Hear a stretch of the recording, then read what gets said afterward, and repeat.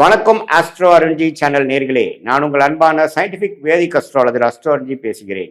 நல்லது நினைப்போம், நல்லதே நடக்கும். இந்த வீடியோவில் நம்ம என்ன பார்க்க போறோம்னா, கடகராசிக்காரர்களுக்கு மார்ச் 2026 எத்தகைய ஒரு மாதமாக பலாபலன்கள் நிறைந்த ஒரு மாதமாக இருக்க போகுதுங்கிறது சயின்டிபிக் வேதிக் அஸ்ட்ராலஜி முறையில எந்த விதத்திலும் மிகைப்படுத்தாமல், பரிகாரங்கள் அது மாதிரி மூட நம்பிக்கையில போகாமல் உள்ளது உள்ளவாறு எது மாதிரி விஷயங்கள் நடக்க இருக்கிறது, எது மாதிரி விஷயங்கள் நடக்க வாய்ப்பில்லை, எப்படி கொண்டு போகுது நம்மளுடைய வாழ்க்கை, அடுத்த கட்ட பயணங்கள், அடுத்த கட்ட ஸ்டேஜ் எப்படி இருக்க போகுதுங்கிறத இந்திய வேத ஜோதிட அடிப்படையிலான அறிவியல் சார்ந்த சாஸ்திரமான சயின்டிபிக் வேதிக் அஸ்ட்ராலஜி முறையில நம்ம துல்லியமா பார்க்க போறோம்.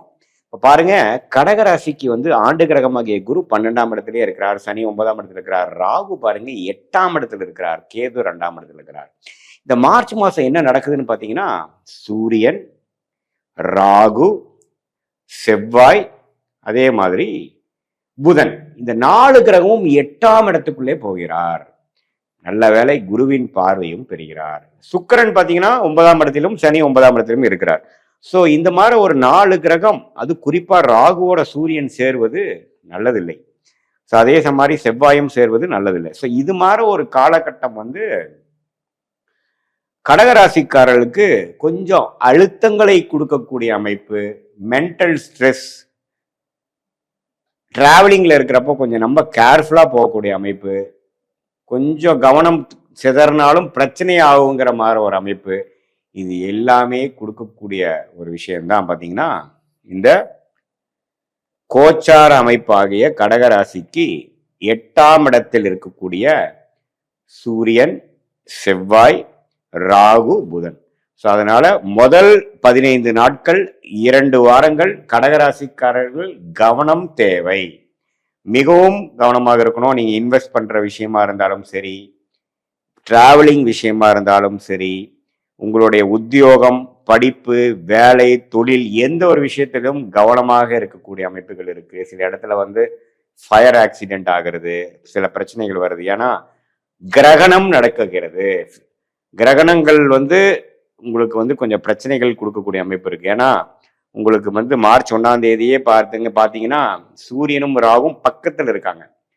என்ன மார்ச் 15ஆம் தேதிக்கு அப்புறம் தான் பார்த்தீங்கன்னா சூரியன் 9ஆம் இடத்துக்கு போய் பிரச்சனைகள் மீண்டு வருவாங்க. ஸோ அதனால முதல் 2 வாரம் கவனம் கவனம் கவனம், மிகவும் கவனமாக இருக்க வேண்டிய ஒரு ராசியாக கடகராசிக்காரர்கள் வருது. நீங்க பயப்பட வேண்டாம். கொஞ்சம் கவனமாக எல்லா விஷயத்திலையும் சிரத்தையா இருந்து கொஞ்சம் கன்சர்வேட்டிவா பொறுமையா போயிட்டீங்கன்னா பிரச்சனை இல்லை. அதிக ஆசைப்படாமல், அதிக உத்வேகப்படாமல், அதிக புஷ் பண்ணாமல் கொஞ்சம் பொறுமையா போகக்கூடிய அமைப்புகள் தேவைப்படுகிறது. அப்புறம் உடல் உபாதைகள் சில பேர்த்துக்கு வரலாம். சீனியர் சிட்டிசன்ஸ் பார்த்தீங்கன்னா பாத்ரூம் போறப்போ பண்றப்பெல்லாம் கொஞ்சம் கேர்ஃபுல்லாக இருக்கணும். கீழே தண்ணி இருக்குது தெரியாம நான் போய் விழுந்துட்டேன், அது மாதிரி ஒரு சின்னதா ஏமாந்த கொஞ்சம் பிரச்சனை பண்ணி விட்டுருச்சு அப்படிங்கிற மாதிரி சில விஷயங்களை கொடுக்கக்கூடிய அமைப்பு இருக்கனால கேர்ஃபுல்லா இருக்கணும். மற்றபடி மார்ச் 15ஆம் தேதிக்கு அப்புறம் நல்ல அமைப்புகள். சூரியன் விலகிறார், கிரகத்திலிருந்து வெளியில் வரார், ராகுவின் பிடியிலிருந்து வெளியில் வருகிறார், தப்பில்லை.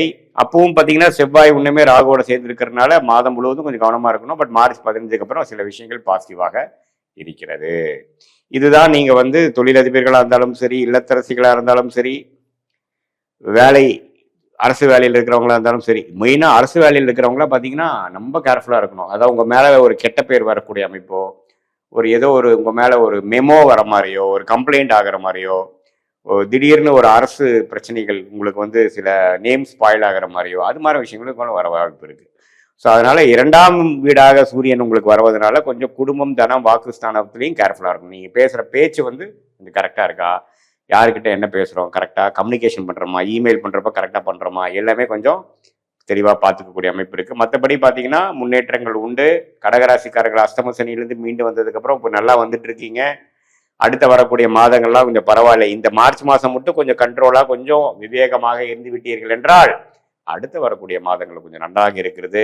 இது ஒரு பொதுவான பலனை தவிர உங்களுடைய ஜென்ம ஜாதகத்தில் நீங்கள் பிறந்த தேதி, பிறந்த நேரம், பிறந்த ஊரை வைத்து நீங்க எந்த மாதிரி ஜாதகத்துல பிறந்திருக்கீங்க, என்ன லக்னத்துல பிறந்தீங்க, என்ன லக்னாதிபதி எப்படி இருக்கிறார், திக்பலம் பெற்றிருக்கிறாரா, எந்த அளவுக்கு தசாபுக்திகள் போய்கிட்டு இருக்கு, இந்த தசநாதரும் புக்திநாதரும் இப்போ நம்ம பேசக்கூடிய கோச்சாரத்தில் எப்படி இருக்கிறாங்க, 8ல் இருக்காங்களா 9ல் இருக்காங்களா, எப்படி போயிட்டு இருக்குது, ஸ்தான பலம் என்ன, திக்பலம் என்ன, திருக்பலம் என்ன ஜாதகத்தில், இதெல்லாம் சேர்த்து வைத்து பார்க்கும்பொழுது சயின்டிஃபிக் வேதிக் அஸ்ட்ராலஜி முறையில் பார்க்கும் பொழுது துல்லியமான பலன்கள். அடுத்து வரக்கூடிய ஷார்ட் டேர்ம் எப்படி இருக்க போகுது, அடுத்து வரக்கூடிய ஃபியூ மந்த்ஸ் எப்படி இருக்கு, அடுத்து வரக்கூடிய லாங் டேர்ம் ஃபியூ இயர்ஸ் எப்படி இருக்க போகுது, எது மாதிரி திசையில் நம்மளுடைய வாழ்க்கை பயணம் திரும்ப போகிறது, எது நமக்கு பிராப்தம் இருக்கு எது இல்லைங்கிற மாதிரி விஷயங்கள் தெரிந்து அதுக்கு தகுந்த மாதிரி நீங்க திட்டங்களை தீட்டி செயல்படலாம். அதே மாதிரி இப்போ நாம போயிட்டு இருக்கக்கூடிய உங்க தசாபுக்திகள் அடிப்படையில் நல்ல திசையாக யோக திசைகளாக போகும் பொழுது இப்போ நான் சொன்ன தீய பலன்கள் குறைவாகவும், அதே மாதிரி நான் சொன்ன இந்த உங்களுக்கு போயிட்டு இருக்கக்கூடிய தசாபுக்திகள் நன்றாக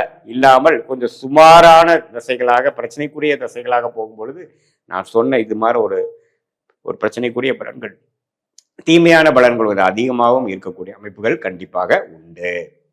ஸோ அதனால அதுக்கு தகுந்த மாதிரி தான் நீங்கள் பார்த்துக்கணும். ஸோ சயின்டிஃபிக் வேதிக் அஸ்ட்ராலஜி முறையில் நம்ம பார்க்கும்போது எப்படி அடுத்த வரக்கூடிய 3 மாதங்கள் 6 மாதங்கள் இருக்க போகுது, எந்த நேரத்தில் எது பண்ணலாம், வெளிநாடு போகலாமா உள்நாடா, நம்மளுடைய பிராப்தம் என்ன, தொழிலா வேலையா, அதே மாதிரி நம்மளுடைய உயர் படிப்பு நம்ம எது மாதிரி துறையில் நம்ம போனோம்னா ஜெயிக்க முடியும், எது மாதிரி துறை நமக்கு பாசிட்டிவாக இருக்குது, எது மாதிரி எனர்ஜி நம்ம ஜாதகத்தில் இருக்குது, எது மாதிரி விஷயங்கள் நமக்கு ஈஸியாக நமக்கு சக்ஸஸ் பண்ண முடியும், எதில் போனோம்னா சிரமப்படும், எது ஜெயிக்கும் எது ஜெயிக்காது, எந்த நேரத்தில் நம்ம இடம் மாறலாம், எந்த நேரத்தில் நம்ம ஒரு இன்வெஸ்ட்மெண்ட் பண்ணலாம், எந்த நேரத்தில் நம்ம கடன் அடையும், எப்போ கடன்லேருந்து மீண்டு வருவோம், இது மாதிரி விஷயங்கள்லாம் நீங்கள் இந்திய வேத ஜோதிட அடிப்படையிலான அறிவியல் சார்ந்த கலையான சயின்டிஃபிக் வேதிக் அஸ்ட்ராலஜி முறையில் தெரிந்து கொண்டீர்கள்னா சும்மா வீண் கற்பனைகள் இல்லாமல் பகல் கனவுகள் காணாமல் எது செய்யணுமோங்கிற விஷயத்தை துல்லியமாக தெரிந்து கொண்டு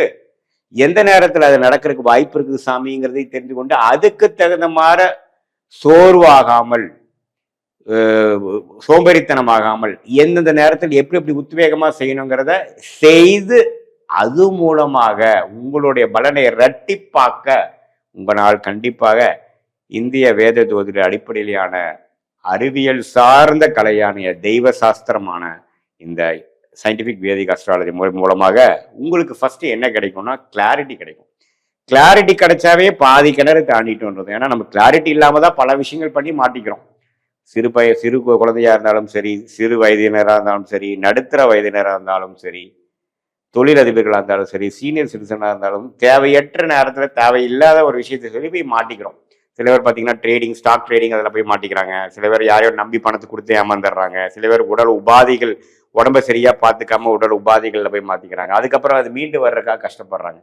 ஸோ நம்மளுடைய பிராப்தங்கள் என்ன, உடல் விஷயங்கள் எப்படி இருக்கு, ஆரோக்கியம் எப்படி, பண விஷயங்கள் எப்படி, இதெல்லாம் தெரிந்து கொண்டு அதுக்கு தகுந்த மாதிரி நம்மளுடைய வாழ்க்கை நடவடிக்கைகளை அந்தந்த நேரத்தில் திட்டமிட்டு செயல்படுவது போது கண்டிப்பாக வாழ்க்கையில் ஜெயிக்க முடியும் என்று சொல்ல விரும்புகிறேன். மீண்டும் மற்றொரு காணொலியில் சந்திப்போம். நன்றி.